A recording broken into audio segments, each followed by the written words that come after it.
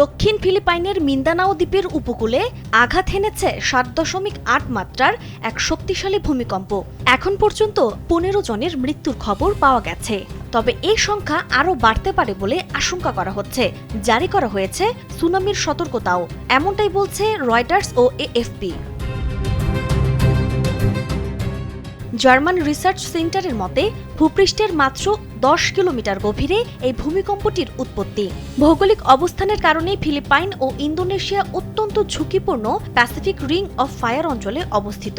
ফলে প্রতি বছরই এই অঞ্চলের মানুষকে এমন শত শত শক্তিশালী ভূমিকম্প ও প্রাকৃতিক দুর্যোগের মুখোমুখি হতে হয়।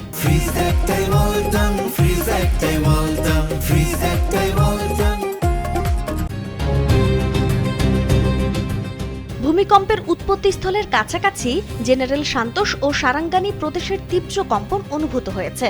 ঘরবাড়ির আসবাবপত্র ও ইলেকট্রনিক্স সামগ্রী ভেঙে পড়ার পাশাপাশি বহু এলাকায় বিদ্যুৎ ও যোগাযোগ ব্যবস্থা পুরোপুরি বিচ্ছিন্ন হয়ে গেছে। অনবরত আফটার শকের কারণে আতঙ্কিত মানুষ ঘরবাড়ি ছেড়ে রাস্তায় নেমে আসে। ভূমিকম্পের পর ফিলিপাইন, ইন্দোনেশিয়া এবং মার্কিন সুনামি সতর্কীকরণ ব্যবস্থা থেকে দ্রুত সুনামি সতর্কতা জারি করা হয়েছে এবং উপকূলীয় এলাকার বাসিন্দাদের অনতিবিলম্বে নিরাপদ ও উঁচু স্থানে সরে যাওয়ার নির্দেশ দিয়েছে দেশটির প্রশাসন।